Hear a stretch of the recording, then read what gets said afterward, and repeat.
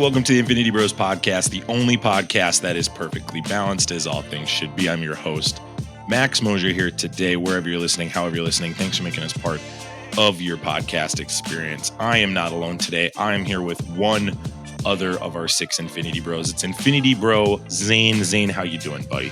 I'm doing wonderful. Happy to be here. Happy to talk about some stuff. And yeah, like we were talking about in the pre-show, like I don't know if this happens too often of just a show of me and you. So excited. We're breaking barriers. We're breaking barriers. We're doing an early review because of the Super Bowl this week. Eagles versus Chiefs. We talked about this on the pre-show, but tell the audience, who do you got this week for the Chiefs and Eagles matchup? I'm taking the Chiefs. It's a toss-up. Could go either way. I won a good game, but I'm going Chiefs. We're going to move on from it because I know a lot of people out there, some nasally breathers, listening to the pod right now, getting a little hot and bothered that we'd even bring up sports. So there you go. That's fine. That's all it is. I will ask one Super Bowl related question, but it doesn't have to do with the sport. It has to do with the commercials. Are you expecting any big commercials this weekend for any specific movies or TV shows? Obviously, we had the Fast 10 trailer just show up.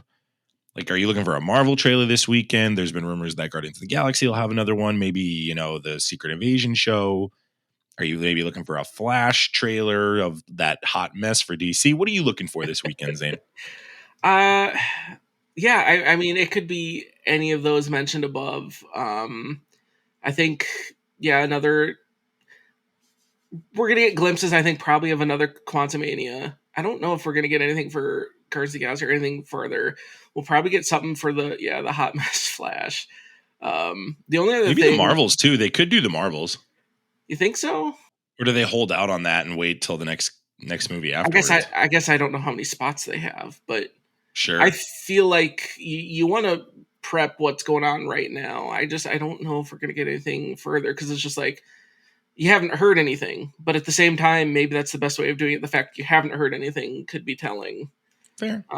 The only bit that I have on that's been teased, that's not really comic book related, but supposedly we're going to be getting a tease from PlayStation with the release of their PlayStation VR 2 that they're making the new God of War Ragnarok and I believe Event Horizon are coming out.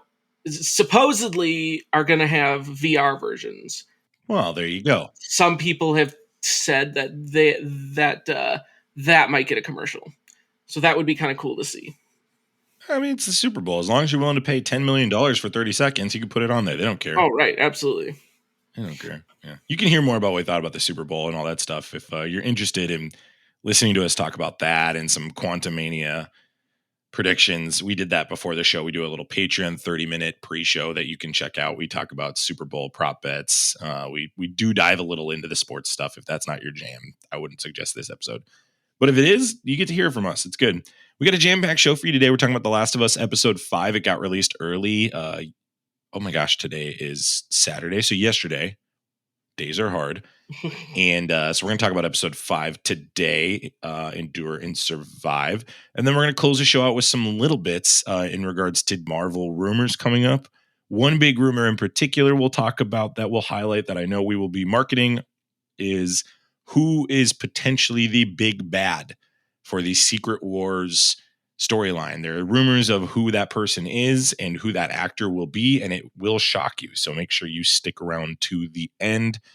But you did not come here for that. You came here for The Last of Us, Endure and Survive, the 5th episode of the series on HBO Max. Zane, you have yet to be on for an episode of The Last of Us review. Or were you on episode 1? I take that back. You're on episode 1. Forgive me. So you were on episode 1, Zane. I apologize. But you haven't been on since. Before we dive into your thoughts, Zane, I want to make sure that we get people familiar with our rating system because I'm going to ask you some rating questions. So real quick, I'm going to put the rating bumper right here. Here on the Infinity Bros podcast, everything is ranked from a 0 to 6 point scale. 0 meaning horrible and 6 meaning absolutely excellent. If all of the Infinity Bros rank something a 6, it gets an infinity step. And then just to kind of, I'm just going to do a blanket right now because I feel like some things that happened today maybe need to get referenced. I'm just going to put a spoiler bumper right now. I'm just going to get out of the way in case we slip up on anything. This is your spoiler warning. This is... Prepare yourself. and Infinity Bros. Prepare yourself. Spoiler. Warning. All right, Zane, I got those out of the way. I just had to get those pleasantries done. From episodes 2 to 5, like where were you, or 2 to 4, excuse me, where were you sitting coming into episode 5? Because I know episode 1, you were really hyped about it. You really liked where they were going. Did you still have the warm fuzzies after 4 episodes? What was your rating? Oh, absolutely. Through 4 episodes, like it's exceeded my expectation. Like you've expected kind of an episode to kind of that drop to be like, this hasn't, but like every episode that I've come in, like, yeah, there's some you're like, oh, maybe this could have been a little different or this, but you're just like, every episode has met my expectations of what I've like wanted to see, what it needed for, your story building, action, whatever flavor they were kind of going for, they've hit well on. So for me, just every episode, it's been on point. It's been, what I've wanted it to be. And so, yeah, I was very excited to get 5. We got it early. So yeah, it felt like this week was a little that extra special. It's like, my goodness, we got 2 episodes in 1 week. It's a little treat. Sure. Fantastic. So yeah, just going into 5, like I was ready. And yeah, like I said, it's been meeting with expectations. I knew going in that this was going to get in some of the heavy content because I knew kind of where it's at in the story. But everything it's met where I've needed to be. And so, yeah, it's been wonderful. I haven't been on for a couple episodes, but I'm really thrilled with the direction the show has gone. I was kind of lackluster with episode 3 because I felt in that episode, and you can go back and hear this review, but just quick broad strokes was I felt that focused too much on Frank and Bill, and we needed more time with Ellie and Joel. And I feel like they've really made up for that since that episode. Like it felt to me since I watched that episode, they heard that criticism and said, "We got you. Don't worry about it." And it's just been that way ever since. Like anytime I've had a criticism of this show, it feels like the next episode they're in my head and they're taking care of it, which I just love. Right. And yeah, I loved episode 4. I give it a 6 out of 6. It was very, very strong. And I was just over the moon to come into this. I actually got to watch it on the plane on Tuesday because I was traveling for work. And to get 2 episodes in the course of 72 hours has been such a joy for me. Not going to lie to you. I've really been a fat and happy cat on the subject. This episode was directed by Jeremy Webb. He actually directed last episode. I want to pause just on that piece of note. There's no way this guy is not doing like a big time show after this. Right. This is going to be his name on the map. This is his take a bow, Jeremy Webb. You're the guy. These 2 episodes, in my opinion, are the best episodes of the series so far. He is known for Masters of Sex, Downton Abbey, what? The Umbrella Academy, Altered Carbon, okay, Runaways, The Punisher TV show, okay, Legion, and Fear the Walking Dead. And for some people, they might be familiar with Elementary, as well as you're going way back there now. We're starting to get deeper into there. Doctor Who Confidential. Like this guy has been around the block. Jeremy Webb. Yeah, when I watched this episode, and this is why I started this way, I was like, oh, Jeremy Webb, that guy's going to be famous for sure. No. He's already famous. He's already famous in everything. That dude doesn't stick with one genre. Yeah, man. Lock and Key. I don't watch Lock and Key, but I know there's a huge fan base out there for it. It was good. I really tip my hat to this guy. This is a really impressive resume, and it showed in this episode and last episode for sure. Behind the camera, I thought he did a good job. Anything you'd add onto what I'm saying there? I wouldn't be able to pick him out of a crowd. Like, never even heard the name, but look at his resume and even just his work on these past 2 episodes. Absolutely fantastic. It's funny because I see the Punisher stuff when I watch the action set piece that happened in this episode. We'll talk about in a bit. When I read that earlier today, I was like, he definitely did the Punisher. I mean, right now that's in your head, you can see the pieces now. You're like, okay, I can. That's why you're naming some of those off. I was like, okay, I guess that kind of makes sense. And the Punisher one, that makes sense. Like it gets some of those feels. Neil Druckmann, Craig Mazin, great job as always. Bella Ramsey plays Ellie Williams, Pedro Pascal, Joel Miller, Lamar Johnson's playing Henry, Mulaney Linsky is playing Kathleen, Jeffrey Pierce is playing Perry, And then this is the debut of Kayvon Woodard, who is in fact deaf in real life. He plays the 8-year-old Sam. I believe, Zane, am I correct? My information is telling me that he's 13 in the game. Can you confirm that? That is correct. Yeah, because he's about the same age as Ellie in the game. And obviously, this was debuted. If you're listening to this episode later, they debuted it early because the Super Bowl is happening Sunday. Incredibly wise decision by them. I think it will pay off long term because this is a strong episode, and I think people might go back and rewatch it after the Super Bowl because they're going to do it at 8 p.m. on HBO if you have HBO, if you want to check that out. Some interesting trivia, Zane. We did the spoiler review, but I wanted to share this with you because I was interested to hear maybe your game perspective. You are major gamer. You've played the game. I have not. When the bloater kills Perry, it rips his head off. This is the same way the player dies if the bloaters catch them in the game. Mm-hmm. Yep, I noticed that right away because, yeah, it's the same and you can watch it. It's dang near shot for shot. Because, well, with Joel, because with Ellie, the kill sequence for Ellie is just basically just punches her.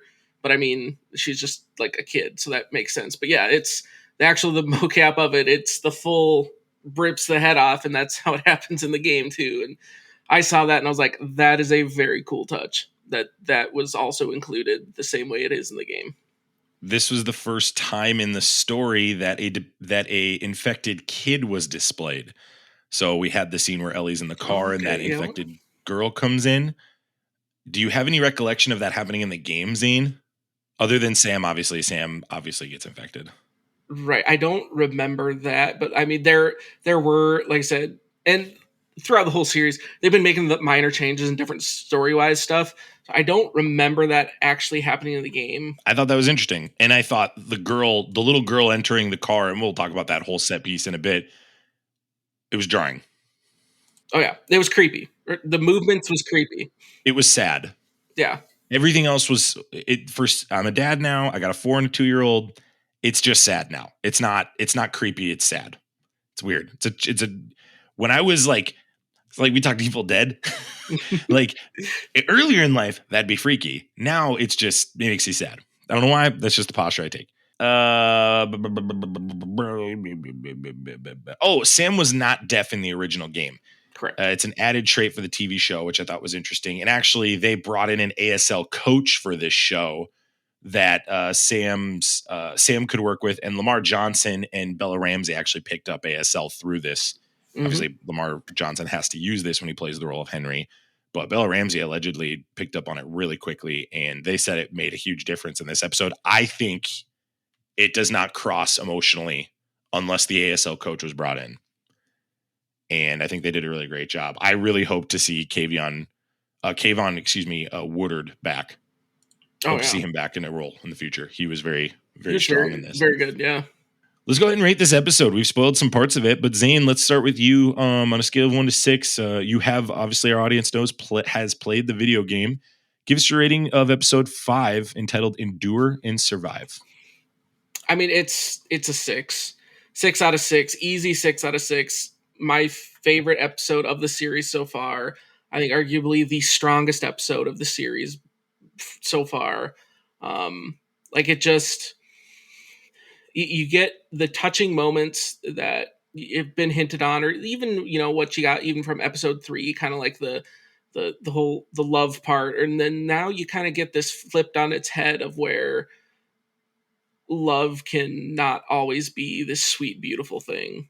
Because look at what what's her name, Kathleen, or whoever the leader Kathleen is, like, mm-hmm. Like she's coming after Henry because he killed her brother, but he was responsible for what he did to save his brother. And it's like, there's two people coming out of love, but they're coming from two forces that ultimately are like one's wants the other one dead. And I think that kind of shows that powerful other side of that. And so you have that human thing, but then the way the episode then at the end shifts of, when the ground opens up and that truck falls through, and then you're instantly have that flooding reminder that like there's something bigger and way worse than humans right now too. And just the absolute dread as all the runners and then that bloater come out, and you're just like, we just need to survive right now.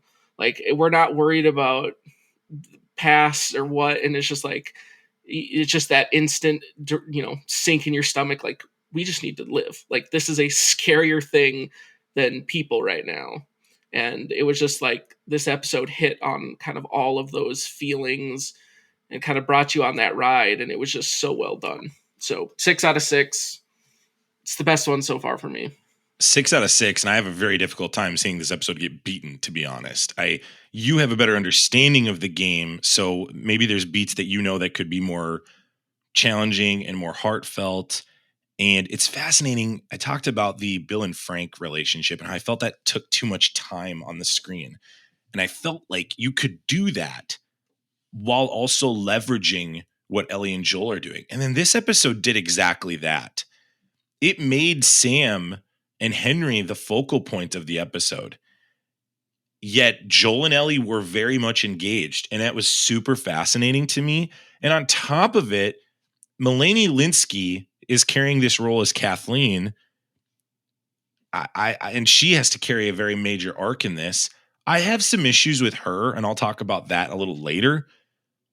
I'm just going to talk about that actress later, but it can't deviate from me giving this episode a 6. I mean, I don't know how anybody could walk out of this going, this is a poor episode. This is tremendous storytelling. They bamboozle you at the end of this episode into thinking everything's okay.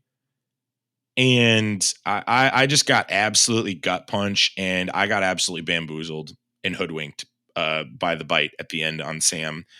And to watch Henry shoot him and then shoot himself was a complete foil to Frank and Bill in a good way. I felt like this was a much better way to tell that story. I felt like the Frank and Bill storyline almost romanticized suicide, and I think this was a better depiction and understanding of the pain, guilt, dread, shame that goes into that process. And I think suicide is just not a funny thing to joke about, and I think or leverage up. And I think this episode really took very strong care to do it, even to the last frame where she puts the "I'm sorry" on the pad. Yep. It just beautiful storytelling. And this was one where I was just like captivated from start to finish. Anytime I thought we were turning right, we turned left. I really appreciated that about this episode. It's rare right now to watch something and not have an understanding of where it's going. And I felt this episode from start to finish did that. Additionally, I'm going to go as far as say this. I don't know how Lamar Johnson, Robbie said he's going to get a Marvel or DC role. I don't know how he doesn't get nominated for an Emmy as a guest star for this role. I think he was so good at this role, Zane. Lamar Johnson was captivating. I really hope they can bring this 28-year-old into something major, whether it's Marvel or a bigger property in a show or A24 or something. Like let's get this guy on the big screen. This is a really great actor. And I talked about Kayvon Woodard as well. Those two were tremendous. Just great job by those two. Pedro Pascal and Ellie Williams have some of the best chemistry. How does that guy make an animatronic Yoda and a 14-year-old sassy girl just the most beautiful relationship on screen? The guy is just talented. He's just magical. He just pulls it off. He's magic, man. He's great. And he's way more quiet in this role. Like in The Mandalorian, he's not seen. In this role, he's just not talking. Right. It's a lot of grunts and it's a lot of just looking at people. And I just think he crushes it. Yep. Let's go ahead and talk about this episode. Let's dive a little deeper into this one. After a standoff between Henry and Sam with Joel and Ellie, Henry proposes that they can escape the city using the underground tunnels. Joel hesitantly agrees.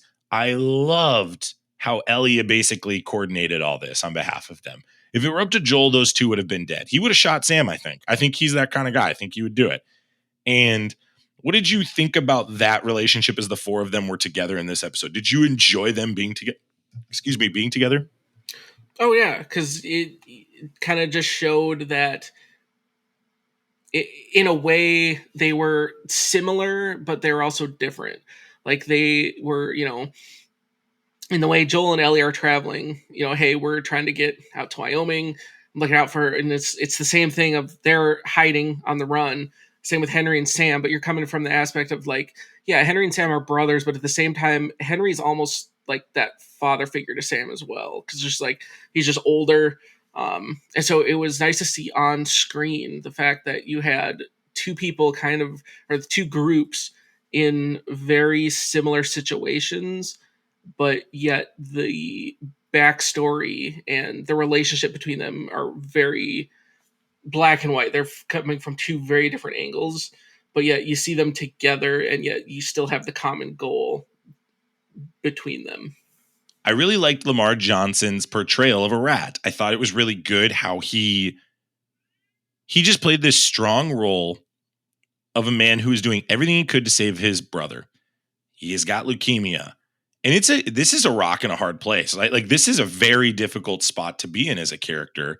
You don't blame him for the decision, but then you find out what he had to do. And you find out Kathleen's motivation. And that's when the dots clicked. Because to be honest, up to that point, I was very empathetic and sympathetic to the character of Henry. I was like, this is like I'm trying to understand why she's going so ballistic here for this character.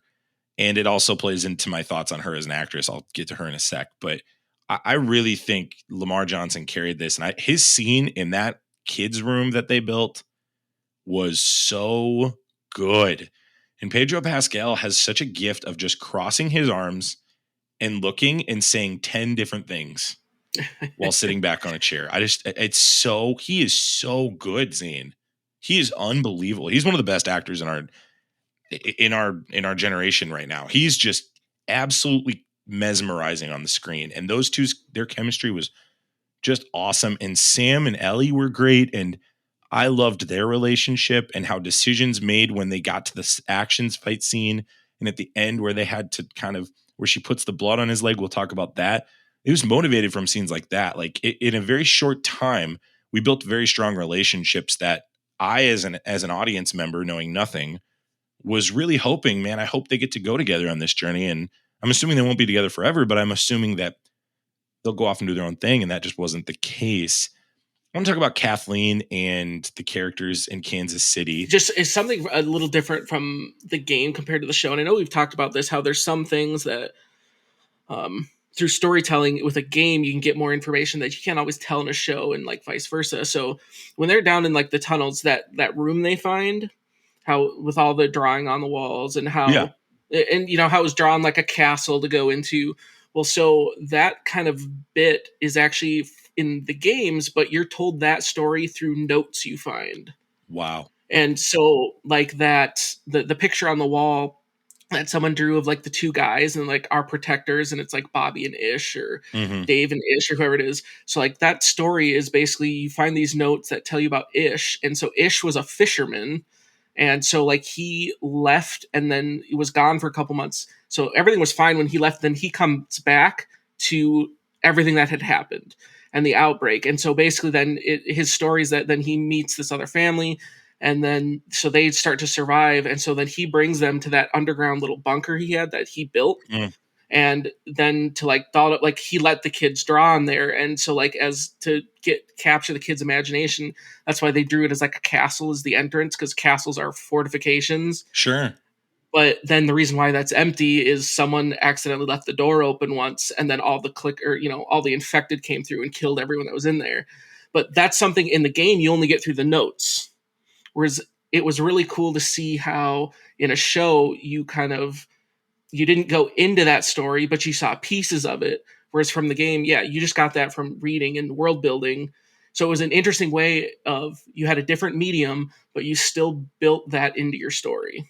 Yeah, it's fascinating how they're leveraging these two mediums in such a way that's so unique. Like I hear feedback from individuals like you saying, hey, this is a really different way, but it's not messing with the story that I know. Right. It's still telling the story that needs to be told, just in a slightly different way. Using maybe different names and different scenarios, right? Right. Yeah. No, really good. I want to talk about this actress and just the whole Kansas City thing. My only gripe the last two episodes has been Mulaney Linsky is not the actress to me. This was a poor acting choice. Her lines are really well written. Her motivation is really well written. She's kind of a jerk. She plays a good jerk, but for whatever reason, I'm not buying that she's the sister. I'm not buying it. I'm not buying that she's supposed to be this person that's scary and that Jeffrey Pierce is like, I follow you into battle. I didn't buy it. I love the last 2 episodes, so I'm going to give them a 6, but I'm going to give her portrayal a 2 out of 6. I have a huge gripe with her. I don't even know how to describe it other than like, I just don't like her.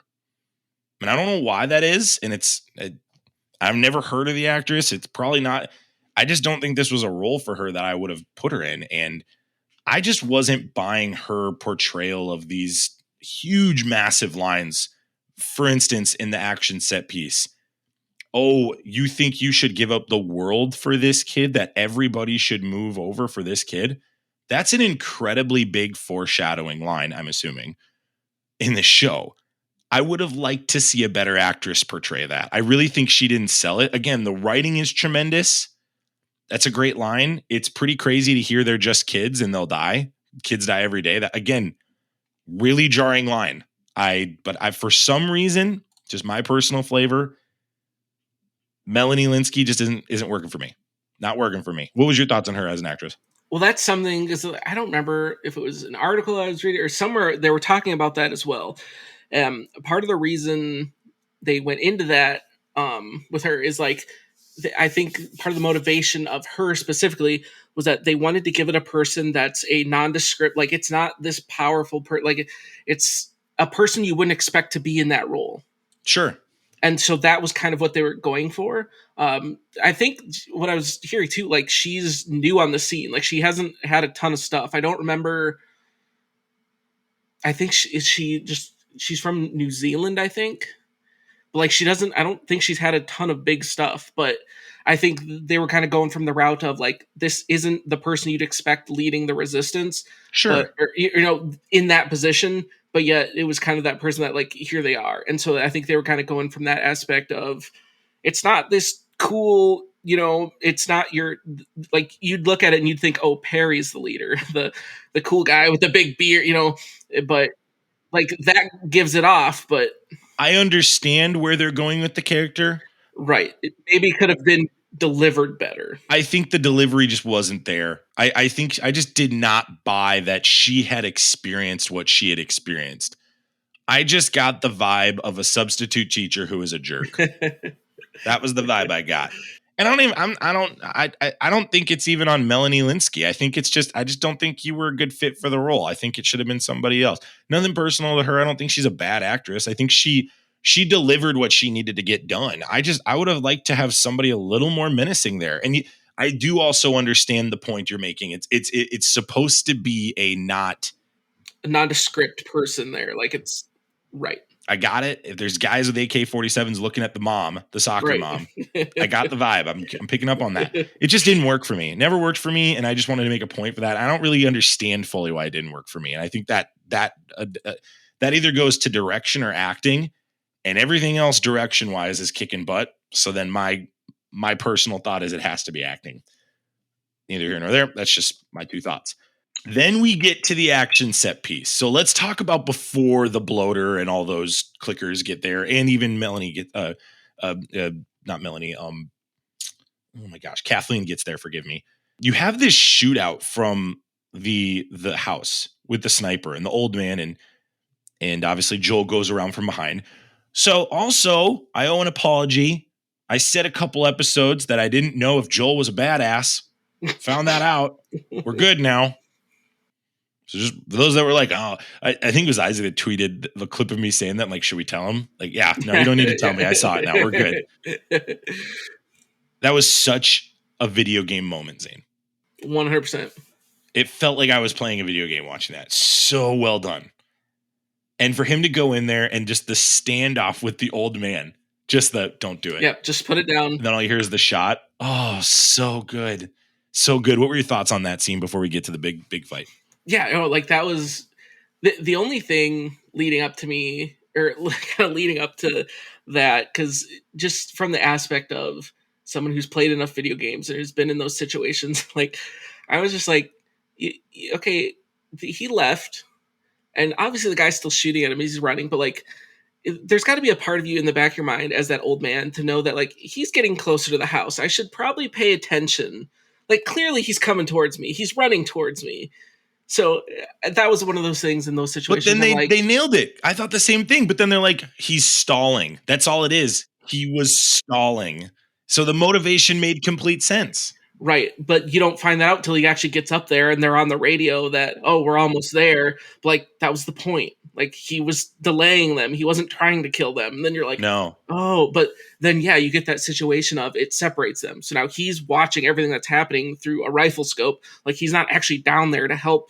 And that just adds to the drama. Like, is that a scene in the game where he's sniping and protecting Ellie from up top? Not right there, because in the game, they're not even in Kansas City for this whole thing. They're in Pittsburgh. Sure.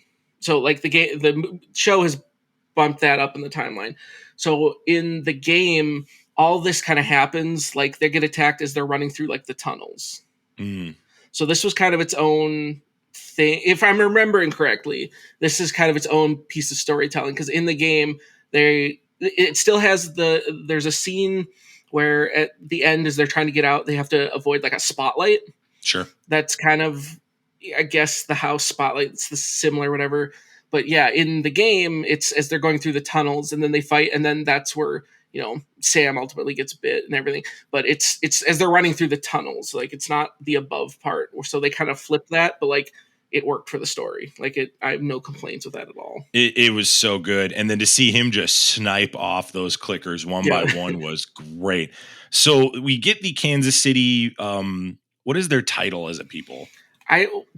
Technically, like that's not in the game either. They're just like, I don't know if you want to call them the Resistance or Freedom Fighters, whatever. Like they overthrew the Fedra and they were controlling the town. I don't know if they specifically had a name, even from the games. I think they were just the people that overthrew Fedra. When they showed up, I was like, how on earth are they getting out of this? Right. I legit in my brain did not have an understanding. I was like, Henry's going to die and they're going to escape. How are they going to escape? I don't know, but they're going to escape. Like, this isn't the end. We've got too many episodes to go. But then the clickers show up and everybody dies. Again, I thought these characters were going to be here the whole season. I thought Kathleen and what's the other guy's name? The guy with the gun, forgive me. Perry. I thought they were there the whole way. I was like, what? They're dead? You just gave me all this emotional buildup for them to die? All right, I'm cool with it. And don't get me wrong, I was thrilled that Kathleen died. Couldn't have been more thrilled. That was a very, very fulfilling death in the context of these stories. But you get the creepy scene with the kid in the car. You get Sam. You essentially watch the scene where he gets bit and Henry trapped under the car. But man, the Pedro Pascal just shooting these bad boys off one by one. And then the bloater. Tell our audience that hasn't seen this show or played this game before. Talk about bloaters. What are they? So the bloaters is technically like the stage 4 of the evolution of once as the cordyceps like infects someone. So basically, is you got like your regular infected or the runners. That's like stage 1. Your stage 2 is the stalkers. Stage 3 is the clickers. Stage 4 is the bloater. And so the bloater is basically like the biggest, strongest. Like it's not fast, so it's a very different from the early stages. But like the fungus is basically completely taken over the body, and so it still hunts and everything via clicking like the clickers. But it is basically gone. So now it's not fast because it doesn't have the human body. But like the human body then has basically it grows external like fungus, if you will, and it almost creates like armor. It creates like an armor, and so they're basically like tanks now. So they're how do you kill them? That was my first question. So in the game, you have to burn them. A lot of fire, or the other one is you need like armor piercing rounds to like actually pierce, because that's how tough they are. And so that's what, like in the game, that is the big, like you need to run from these if you have to be incredibly well prepared to fight these things. And so there are multiple sections in the game where like you really can only run from it. That is the furthest advancement of the infection. It's the strongest. And yeah, like we saw in the, like, it is the most intimidating. Like it is just going to come at you and like your bullets aren't going to do a whole lot. Like if they do a third game, Zane, do you think they'll add on to the bloaters? Like I'm not familiar with what happens, but there's time that advances after the first one. And I'm assuming there would be time that advanced after the second one. Do you think they'd make a fifth stage where it like can fly or move a little faster? What are you thinking? So technically there is a fifth stage, but not really. So it's basically the big bad. Now, granted, the big bad, if you will, of part 2, the second game, it gets dubbed the Rat King. And so what that is basically the spores and stuff. It mutated in like a small, I think if I remember right, it's in a smaller like confined area. And so the Rat King is basically a bunch of them fused together. So it's like a bloater, a Wow. clicker, and they basically the fungus morphed them all together. Oh my gosh. And so it's not technically a fifth stage because it was in kind of like a certain set of circumstances that created it. Whereas with the bloater, like it automatically will become a bloater if it doesn't die. Because there's like the infected they are considered the runners for like the first like 2 days, and then I think the stalkers is from like a week to a year, and then clickers are after like a year to 3 years, and then I think a bloater forms after like 4 years. So the bloater's like one of the first people that get infected essentially in Yes, Kansas City. it's been there for a long time. Yeah. Wow. Crazy. Really excited about that lore. Hadn't really processed. I mean, I'd seen a shot of it in the promotional material, but hadn't processed when that creature was going to get there. Right. And I thought that was a cool review because like in the game, and that's why like there were some changes, and that's why some people were like, could this have been done different? So like in the game, the first time you see a bloater is with the Bill arc. So granted, they changed everything with the Bill and the whole Frank thing, but like when you go to find Bill and you go through all that bit of what we got in episode 3, like that's actually when you first come across a bloater in the game. Sure. But this, they're like, okay, we're going to change the Bill arc. And so then they brought it into this. It didn't have any less of an impact. It was still very much like, oh my goodness, here's this thing that we don't know what it is, but it's just we need to run from it. So it still had that impact, but it works for the narrative of the show too. Right. It fits in the narrative, but yeah, in the game, the bloaters are revealed much earlier. Jeez. That's awesome. It's a great way to kind of zig out of that really high tension moment. I loved at the beginning of your review too, when you had articulated there's all these human problems, there's all these human tensions, and then the reality kicks in again for everybody that they're in a zombie apocalypse with fungus trying to kill them. Yes. And that's ultimately, that's something that's always present throughout the games or through the game and everything. It's just, and I think that's like, I was a big Walking Dead fan too. And like, as the series went on, I think that's something that kind of they lost touch with The Walking Dead. It became so much more focal point on humans. And granted, I get that there's a message in there, but like zombies kind of became the side character. Whereas like with this, it reminds you that like, no, you still need to pay attention to the infected. Yeah. Like you're going to have the human problems, but ultimately it's still the infected's world. The map goes through the infected. Yes. Everything else is secondary. And I mean, the characters are proving it. Every side character to this point has died. Right. And that's, I think, was what was an interesting kind of a juxtaposition on that, because so in the games, I mean, Bill doesn't die at the end of the games, but I understand their point of episode 3 of showing a story that like, hey, someone kind of took it in their own hands, kind of that love story. Because like through the rest of this stuff, like it doesn't stop even with what we had through episode 5. Like you're reminded that like life is fleeting, like anyone can die. And so like I can, looking back on episode 3, I can understand more of, hey, we wanted to have one episode of kind of more of a positive look on that. Whereas, because like you're going to get a whole lot of the other way throughout the rest of this series. Yeah, the context is way more understanding now in hindsight 2020 why they did it the way they did. Right. Makes a lot more sense, yeah. And I was critical of it. And I still probably wouldn't give it a higher rating, but I understand and respect the decision. And I'm okay with that. And you know what? Not every show is perfect, but doggone it, this one is pretty good so far. I'm getting like Mandalorian vibes from this one, Zane. Like it's funny because like Pedro was in that too, but like it's a little deeper than that. It's like, wow, this is fresh, this is new, but it's something old. It's the genre is old, but it's a fresh spin on it that I enjoy, and I don't feel like I'm getting the shaft, and there's more to come. Right. And I think that harkens back to just the fact that like when you have a really good story and you can still tell it well, like that still shines through. And that's something I even said on like the first episode review.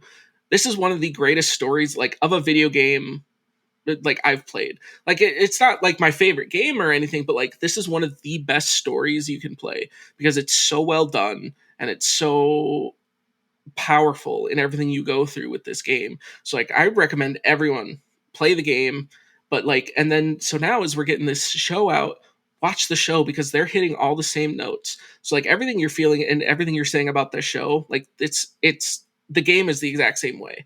And so I love that they still carried this over. Great transition to Henry and Sam.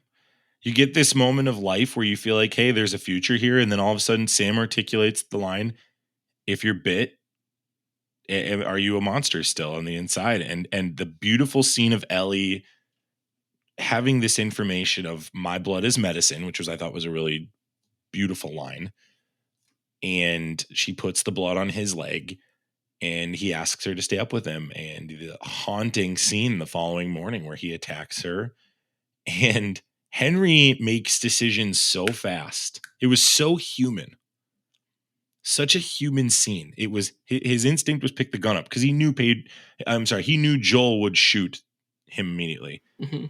But instinctually he knew it had to be him because he's given everything to this point as a character for this person. So he's like, I've got to be the one. And honestly, I know he felt guilt about it, but I think he shot him to put him out of his misery. I think that was the motivation. Well, right. And that's part of what the deeper thing is there. Is like not only because you're infected and is attacking Ellie and everything, but just like this is your responsibility. And it's also that like it's your responsibility to end it so that they don't have to be that, you know? Which is a twist I've never looked at in this. I mean, I guess we've seen it in zombie movies. Hey, shoot me when it's over. Or like, I mean, we watched last week Resident Evil. I have been in Resident Evil, right? It's like that. That's a conversation in that movie. I think I just thought it was a very great twist, but also an incredibly jarring moment. It was so fast. It was so fast intentionally, and there was no words said. It was just give me the gun and then bang, and it was. Oh my gosh, just excellent acting. This is Lamar Johnson's moment. He deserves awards for this episode, in my opinion. He was phenomenal. Really good. I know people were really high on the Frank and Bill actors. I think Lamar Johnson, excuse me, just stole the show. I think this is a tremendous job, and wow, what a scene. And this is the episode also I'll give credit for. I believe this is the episode Bella Ramsey has officially put her stamp on this character. Oh, yeah. She was really good in this, and I think she has a bright future in this industry. Yeah. Any last thoughts on it? I thought you really captivated, I think, what the show is earlier with your thoughts, though. No, not really. Like I'm excited to see, as things keep unfolding. Yeah, it was like I knew what was coming with this episode, and it was like, all right, if they're going to keep going with what the game, like this is going to be a heavy one. And so as we continue on, like you're going to have heavy moments too. But like I said, as long as they keep hitting these same strides and same notes, we're in for a fantastic show. So I'm ready for episode 6 already. Well, there you go. We're going to head into little bits. Little bits. Haven't done this in a while. It's been a hot minute. It has been a hot minute since we have like a whole segment dedicated to this. So just a heads up for those that are like, hey, why aren't you talking about Ant-Man Quantumania? Make sure you subscribe to the Patreon and you can hear our thoughts. We spend about 10, 15 minutes talking about predictions. We talk about what we think about the Council of King. We talk about what we think is going to happen to Scott Lang in that. It's really good stuff and always a treat. We give Zane a hard time on the show, but I always like talking comics with Zane. He knows his stuff. He's got great context and history. Don't miss out on that. You want some bonus content, go check it out. For little bits this week, there's some interesting rumors getting thrown around. And one in particular really caught our eye. And I wanted to chat with you about this, Zane, because it makes a lot of sense. And it also, to me, gives credence to how do you make Secret Wars the end game of this whole thing. And if you've listened to our show before, we've talked, I believe all of us pretty much subscribe to we're going to see all the OG Marvel characters come back under the sun for one big thing. maybe a couple characters are omitted. I think Zane would throw his chair if at least Nicolas Cage is not there for Ghost Rider. Ugh, please. We need a Ghost Rider at least in that group.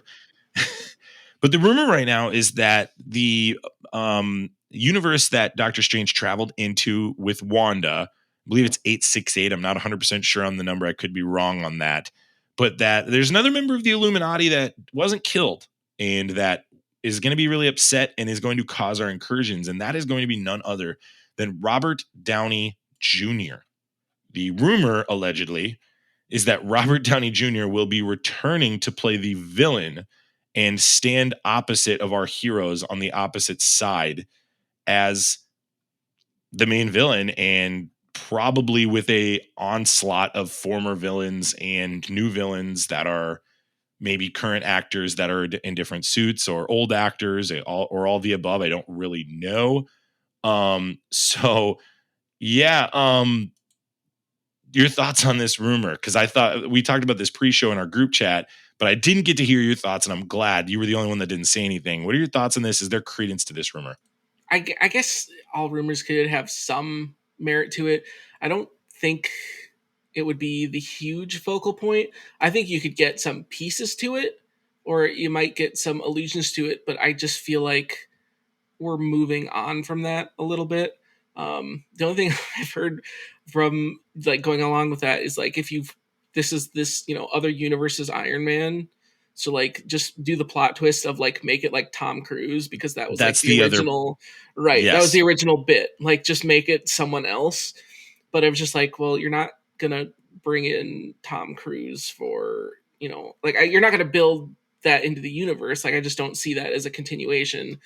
I feel like that would be, I don't want to put it as minuscule as like an end credit scene, but I feel like this is one that's going to just kind of stay on the rumor mill. I don't think this is something that's going to be fully fleshed out. We had this conversation, Zane, before our show existed. I would always say, what do you do after Endgame? And we didn't know it was called Endgame at the time, but I always said, what do you do after Infinity War? Like, how do you do this without jumping the shark? How do you execute this? To me, that feels like a great bookend to all of this. That allows you to go ultimates on the bit. That allows you to say, hey, we're going to do kind of what DC appears to be doing right now, which is a soft restart, keep some actors, lose some actors. But also you could just say, hey, Kevin Feige's like, I did what I needed to do. I'm done. I'm going to pass it off to my people. They're going to restart this hard start and go from the beginning and start from the OG Avengers cast, maybe with a brand new X-Men team, and really build off of that. I don't know what the direction is, but I'll tell you what, Zane, if Robert Downey Jr. signs to a 2 to 3 movie deal, it's happening, and is playing Iron Man, an evil Iron Man, like a superior Iron Man in that white armor, because that's the armor he's got to be in, right? Right. I'm telling you what, man, it's going to be difficult for people not to get excited about that. That would be very cool. I think that's something we're just gonna have to pay attention to see if that news comes out. But my only thing of not wanting that to happen is because I feel like that pushes things away. Because of like if they did that with Spear Iron Man, I feel like then we're not going to get Doom, or at least we're not going to get Doom until much later. And I feel like the bigger thing would be to get Doom rather than bring an evil Iron Man. I feel like Doom would be a more impactful villain that you could build around and keep moving with, whereas bringing back Tony Stark to be an evil Iron Man, that's a movie or two, whereas Doom can carry a phase. Like Doom can be your next Thanos, Doom has more staying power. I think Doom for sure can carry it, as well as Galactus. I also think the Beyonder is a candidate. Right. I think there's multiple candidates. I think Doom feels to me like a better fit for X-Men, where you could do a true Secret War movie, like a secret, like Fury sends in some, that arc, the arc I'm talking about, where he sends in the spies, he sends in Daisy. Daisy's the only one that has recollection of it. Then he mind wipes everybody, brings them back, and then Latveria is attacking all their families. Right. That could be a really great arc to do as well.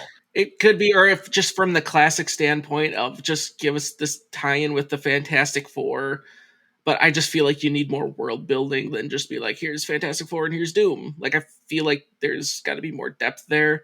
But I just feel like that's a bigger storyline. Like, I would be very disappointed if they just like, hey, we're going to use Doom, but then he only gets a movie or two. Like, that's someone you need to dedicate time to. He's going to get multiple movies because if they were cool with just one, they would have done it already. Right. They're done already. Hey, Zane, I was looking into getting into this Gunpla thing. There's one called the Unicorn Banshee. What the heck is that all about? Actually, Jarrett, what you're thinking of is RX-0 Unicorn Gundam 2 Banshee, which is from the Mobile Suit Gundam. Actually, you know what? It's time for nerd news. This goes in the category of nerd news. So I know my future self, I've already put the bumper there. Werewolf by Night producer Steven Broussard has teased there are plans for future of horror characters in the Marvel Cinematic Universe. This is your jam, Zane. Yes. This is your wheelhouse. Give it to me. Who do you want? Who do you want this to be? Well, I mean, even still, like, it's already been said before, like, I need Blade. I need Ghost Rider. Like, give me the Midnight Suns. I know it's been something that's been talked about before. I want the Midnight Suns. Like, I think that is the perfect thing of, even if it's just going the route of these one-shots, I would like it bigger than even that if you want to go with just that as the introductions. But I think you have enough here, and especially since you're going multiverse, and especially since you're opening up the possibility of these realities, and it's just like, that's who the Midnight Suns go against, because that's the whole spooky reality, if you will. That's who they're fighting against. So, like, bring in some of those properties that is kind of on that darker side, and I think that would be fantastic. Give me the Midnight Suns. Midnight Suns feels like a layup. I hope they fight vampires.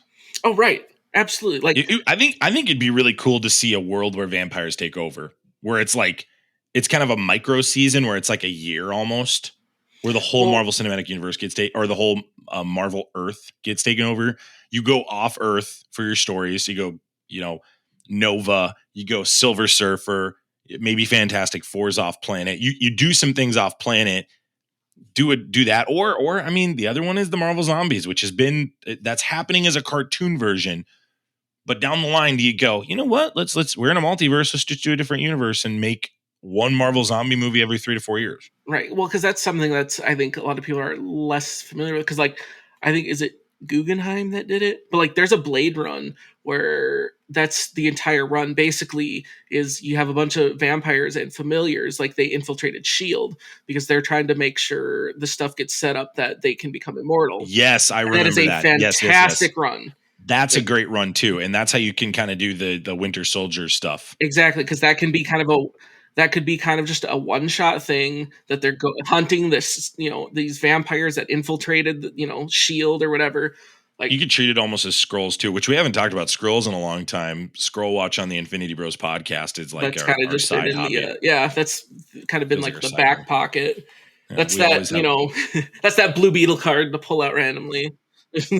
We always have somebody we think's a Skrull on this show. Oh, yeah, you have to. Okay, so the other little bits. So the little bit earlier about Robert Downey Jr. that came out. I want to make sure I credit these guys. The Cosmic Circus Multiverse podcast. I'm gonna actually put a link to that in the show notes if you want to go check it out.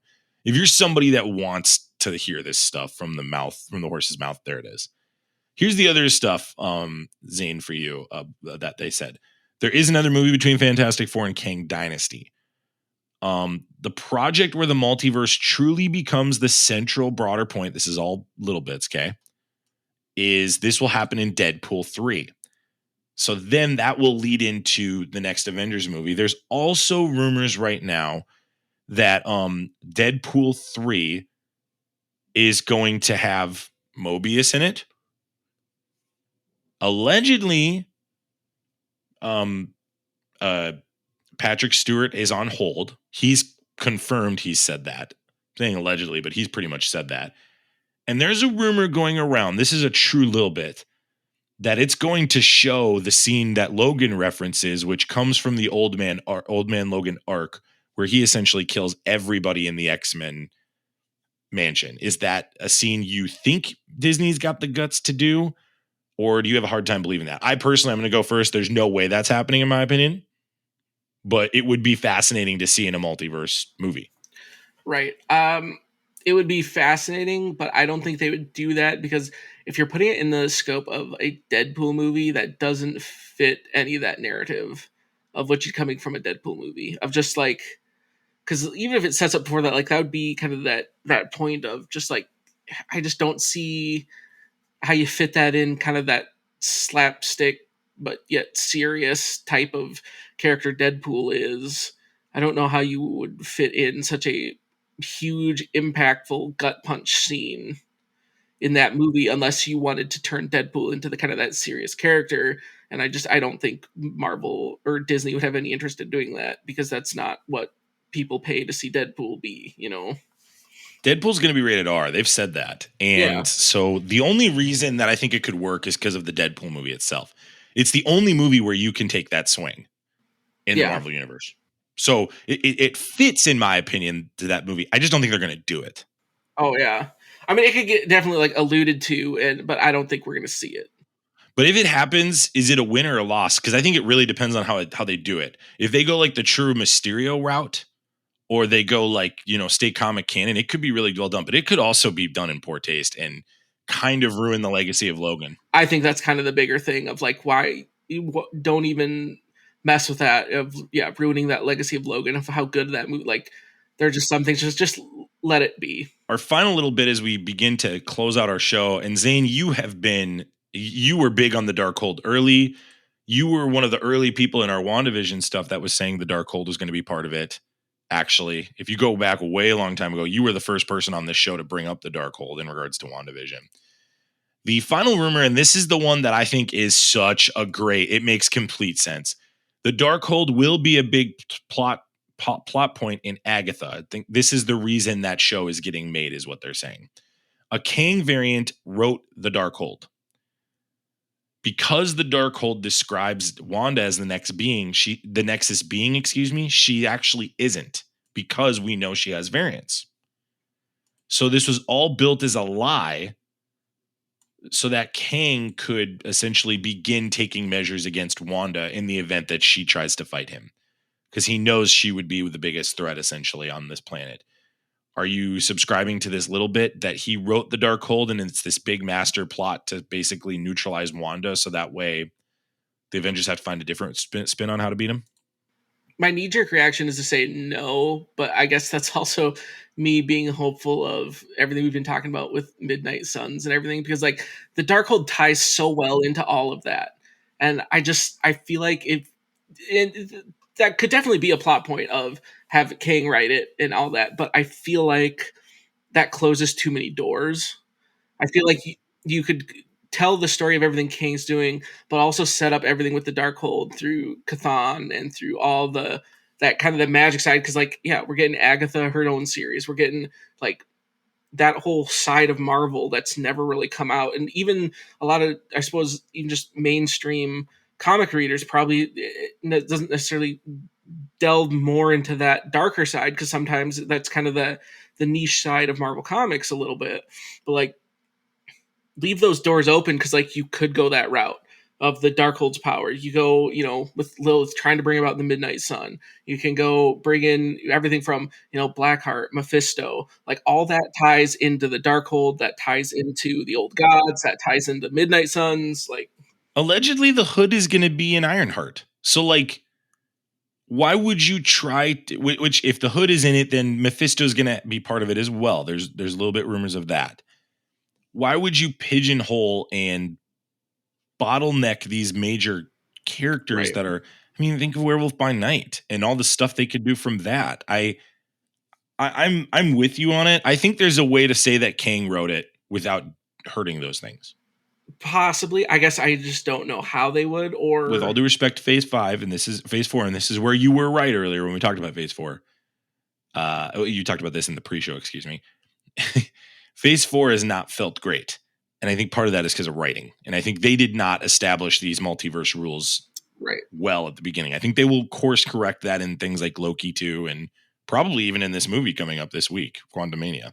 I mean, for all we know, too, you could even go run like, hey, maybe there's a variant of Kang that went the whole magic route, that went and kind of opened that whole thing up. Like, you could totally do that. Learned. Yeah. Right. Like, you could totally go that route. Sure. It wouldn't be crazy. It wouldn't be a crazy thought. Maybe he has the cloak of levitation and he is the Sorcerer Supreme. Right. Maybe that's the route they go. I think that, or maybe he's the Scarlet Witch, right? I mean, I don't know. There's ways to kind of work. Right. I think there's a way to write it. My hope is that they get the right person to do it, because I'm really hoping that Michael Waldron is not that guy, because Michael Waldron did not do that well in Doctor Strange. I know that he did Loki season 1, and maybe he'll be better in Loki season 2, but he did not do that well in the movie. So I just hope they can kind of iron out that stuff and get those mistakes corrected. But it'll be interesting. That's it for Little Bits. These are not for sure things. These are just rumors, but take them with a grain of salt, everybody. Take them with a grain of salt. There's probably a lot more false things in there than true things. So. Zane, thank you for taking time to be on today, and I really enjoyed spending time with you. Absolutely. It's always a lot of fun, get to chat about things we're liking to watch, and yeah, good little hangout. Did you say liking or liking? Like liking, like things liking to watch, Okay. Very Minnesotan there. I just kind of combined words. So, sure. Yeah, you. You have a wonderful rest of your night, Zane. Thank you so much for swinging by. Thank you, listeners, wherever you listened, however you listened. Thanks for making us part of your podcast experience. If you liked us, leave us a review on iTunes. We'd love for you guys to do that. I got told today it doesn't help our algorithm, but it makes me feel better. Just make me feel better and leave a review. Facebook, Instagram, Twitter, Twitch, Discord, and TikTok, where you can see Robbie's beautiful face and see all the nerd news stuff. James Gunn retweeted us, guys. Come on now. Why wouldn't you want to be following us on Twitter? Make sure you're doing that. We love you guys. 3000. We'll see you soon. See ya. Bye. Thanks for tuning in to the Infinity Bros podcast. You can find the Infinity Bros on Facebook, Instagram, and Twitter at the Infinity Bros. Feel free to send listener feedback via email at infinitybrospodcast@gmail.com.